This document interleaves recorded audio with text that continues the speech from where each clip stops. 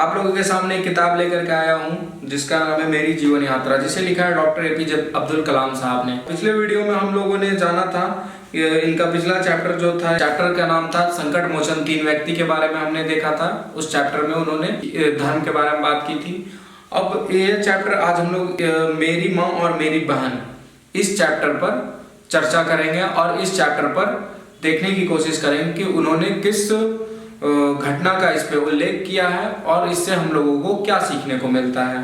तो आइए देखते हैं। इस चैप्टर पर सबसे पहले उन्होंने एक पंक्ति लिखी है, उसका इस पे चर्चा किया है। उन्होंने लिखा है, सागर की लहरें, सुनहरी रेत, यात्रियों की आस्था, रामेश्वरम की मस्जिद वाली गली, सब आपस में मिलकर एक हो जाती है और वह है मेरी माँ। वह अपनी माँ को हर खूबसूरत चीज से नवाजते हैं या उन्हें वो हर खूबसूरत चीजों से याद करते हैं, तथा वह इसमें बताते हैं कि किस तरीके से उनकी माँ उन्हें आगे बढ़ने में या उनके जीवन में मदद करती थी। इसमें वह बताते हैं कि जब वो काम कर रहे थे, वो पेपर वगैरह बांटने का काम कर रहे थे और सुबह में उठ कर के ट्यूशन जाना, पेपर बांटना, फिर स्कूल जाना, स्कूल से आकर होमवर्क करना, फिर पैसा कलेक्ट करना, फिर हिसाब करना, फिर रात को होमवर्क करके खाना, फिर सोना। तो इन सभी चीज़ों उनका काफ़ी बिजी शेड्यूल था, काफ़ी बिजी रहते थे पूरा दिन। तो इस पे उनकी माँ बहुत इन्हें मदद करती थी। उनकी माँ मदद करती थी, क्या बताते हैं कि उनकी माँ इन्हें सुबह 4 बजे उठा दिया करती थी, इनके नहाने के लिए पानी ला दिया करती थी, इन्हें नहलाती थी और नहाने को कहती और भेजती थी ट्यूशन तैयार वगैरह करके। फिर जब वो वहाँ से आते तो नाश्ता बनाकर तैयार रखती थी और फिर खिलाती उन्हें। बताते हैं कि इनके स्कूल जाने का भी जल्दी सब कुछ सामान वगैरह देती। फिर ये जब स्कूल से आते थे तो फिर इनके लिए खाने का इंतज़ाम रखती थी और फिर रात को इनके खाने का इंतज़ाम रखती थी। काफ़ी इनके खाने पीने का इंतज़ाम रखती थी और काफ़ी मदद करती थी हर चीज़ में। वो बताते हैं कि मेरी माँ कभी भी मुझे भूखा नहीं रहने देती थी, तथा एक घटना के बारे में वो बताए हैं कि एक बार रोटी बना रही थी उनकी माँ। तो क्या हुआ कि गर्मा गर्म रोटी हम लोगों को भी अच्छा लगता है, तो वो गर्मा गर्म बनाते जा रही है और इन्हें देते जा रही है, खाते जा रहे हैं। भूखे थे और बचपन में हम लोग का आहार बहुत ज़्यादा रहता है, तो उसी दिन खाते खाते फिर बहुत ज़्यादा खा लिए थे। और उस वक्त इन लोगों की आर्थिक स्थिति उतनी अच्छी नहीं थी, उनकी आर्थिक स्थिति इतनी अच्छी भी नहीं थी, बस घर की ज़रूरतें किसी तरह पूरा हो रही थी। इनके जो पिताजी का नारियल का बगीचा था उससे और नाव का जो कारोबार था उससे कुछ ज़रूरतें बस पूरा हो रही थी। तो उस समय और द्वितीय विश्व युद्ध का भी टाइम था। उस टाइम ये बताते हैं द्वितीय विश्व युद्ध के टाइम और भी दिक्कत हो गया था खाने पीने का। तो उस टाइम का घटना एक हुआ ऐसा कि वो गर्मा गर्म रोटी बना रहे, खाइए खाते जा रहे हैं। फिर क्या होता है कि सब लोग को खिलाती है इनकी माँ और खुद वो नहीं खाती है, क्योंकि उनके खाने तक के लिए खाना खत्म हो चुका था और वह भूखी सो जाती है। तो इसके बारे में उन्हें नहीं पता था, लेकिन जब इनके बड़े भाई जब रात को ये सोने जाते हैं तो इनके बड़े भाई आकर इन्हें कोने में ले जाकर के बहुत डांटते हैं कि आपको इस तरीके का काम नहीं करना चाहिए। उन्हें डांटते हैं कि तुम्हें नहीं मालूम कि घर में खाना कम पड़ रहा है और तुम खाते जा रहे हो, माँ कुछ कहती नहीं है, तो तुम्हें इस बात का ख्याल रखना चाहिए।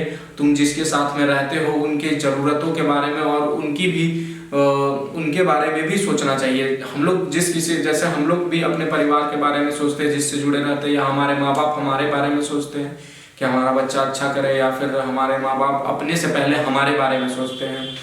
तो इसी के बारे में बताते हुए उनके भाई उन्हें जब डांटते हैं तो फिर उन्हें बहुत बुरा लगता है, इस बात का बहुत दुख होता है कि मेरे वजह से आज मेरी माँ भूखे सो रही है।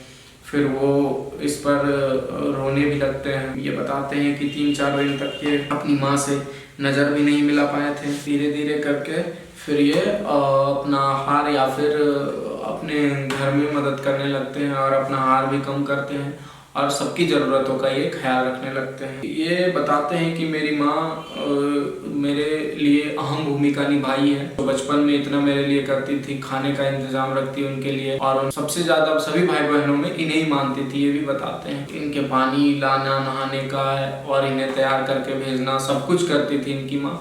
ये सारी चीज़ें इस घटना में बताते हैं और खुद से पहले इनके बारे में सोचती थी। आगे ये बताते हैं अपनी बहन के बारे में।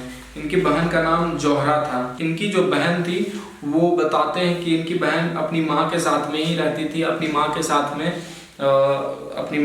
में रहती और अपनी माँ के साथ में ही घर का काम करती थी, घर का खाना वगैरह बनाना या फिर छोटे बच्चों को देख रेख करना, और ये पढ़ाई भी करती थी। लेकिन बाद में धीरे धीरे जा कर के जब बड़ी हुई तो इनकी शादी हो चुकी थी इनके जो दूर के भाई थे जलालुद्दीन उनके साथ में, जिसके साथ ये बचपन में भी बिताए थे और काफ़ी कुछ जलालुद्दीन से कलाम साहब सीखे भी थे। तो ये सारी घटनाएं बताते हैं। फिर कहते हैं कि इनकी बहन इनके लिए क्या अहम रोल निभाई, वो इसमें बताते हैं कि एक बार जब इनका दाखिला किसी बड़े कॉलेज में लेना था, उस वक्त इनके पास पैसा नहीं था और उस वक्त दाखिले के लिए सिर्फ 600 रुपये लग रहा था। 600 अभी के टाइम पे बहुत कम है, लेकिन उस टाइम पे ये बताते हैं 1 लाख रुपए के बराबर था 600 रुपये। और उस वक्त इनके पिताजी की इतनी इनकम भी नहीं थी, बस इतनी थी कि घर की ज़रूरतें पूरा की जा सके। लेकिन फिर बताते हैं कि इनकी बहन जो थी वो अपना जो गहना था, जैसे शादी के टाइम पे लड़कियों को दिया जाता है, तो वो गहना वो गिरवी रख करके और वो पैसा इन्हें देती है और कॉलेज में दाखिला दिलाती है। तो ये अहम रोल उनकी बहन निभाई थी, जिसके वजह से ही अपनी बहन को हमेशा याद रखते हैं और उनके बारे में इस चैप्टर में बताए हैं। वो कहते हैं कि उनकी बहन भी उन्हें आगे बढ़ने में बहुत मदद की। कहीं पे भी मतलब जो एक होता है ना कि अपनी बहन को वो बताते थे कि मुझे ये करना वो करना, और वो उनकी बहन उनकी सिर्फ मदद करते जाती थी कि हाँ तुम करते जाओ। तो इसी तरह से उनकी मदद करी, अपने गहने को उन्होंने रख दिया था गिरवी। फिर ये भी सोचे, फिर ये आए और कड़ी मेहनत की। उन्होंने कहा कि मैंने भी कड़ी मेहनत करी अपनी पढ़ाई को पूरा करने में, और स्कॉलरशिप से फिर आगे चलकर ये स्कॉलरशिप भी लिए और स्कॉलरशिप से फिर पढ़ाई पूरा किए। और फिर उन्होंने उस समय दृढ़ निश्चय भी लिया कि मैं आगे चलकर कमाकर अपनी बहन का वो गहना पैसे देकर छुड़ा लूँ। तो ये काम भी उन्होंने किया। कहते हैं वे अपने परिवार को अच्छी सलाह देने, अपने चाहने वालों को हर मुसीबत से बाहर निकालने का साहस रखती थी। उनकी सहायता व सुझाव प्रेम से परिपूर्ण होते थे जो सबके दिलों में बस जाते थे। अपनी बहन के बारे में बताते हैं कि वे अपने परिवार को अच्छी सलाह देती थी और अपने चाहने वालों को मुसीबतों से बाहर निकालने में मदद करती थी, मतलब हेल्पफुल नेचर की थी, ये बताते हैं। और उनकी सहायता व सुझाव प्रेम से परिपूर्ण होते थे, मतलब बहुत ही सहायता भी किसी का करती या किसी को सुझाव भी देती, तो ऐसा नहीं कि डांट कर या कुछ बड़े कठोर शब्दों से नहीं, वो बहुत ही प्यार से, बहुत ही प्यार से वो करती थी। तो इस चैप्टर में इतना ही। वो अपनी माँ और बहनों के बारे में बताते हैं, उनकी माँ किस तरीके से उनके जीवन में एक अहम रोल निभाई है और उनकी बहन ने भी एक बहुत महत्वपूर्ण रोल निभाया है उनके जीवन में। तो इस चैप्टर में इतना ही। अब हम लोग नेक्स्ट वीडियो में इनका नेक्स्ट चैप्टर जो है मेरे पहले गुरु अहमद जलालुद्दीन, इसके बारे में इन्होंने इस चैप्टर में उल्लेख किया है। तो आइए हम लोग अब नेक्स्ट वीडियो में इस चैप्टर के बारे में देखेंगे। तब तक के लिए धन्यवाद।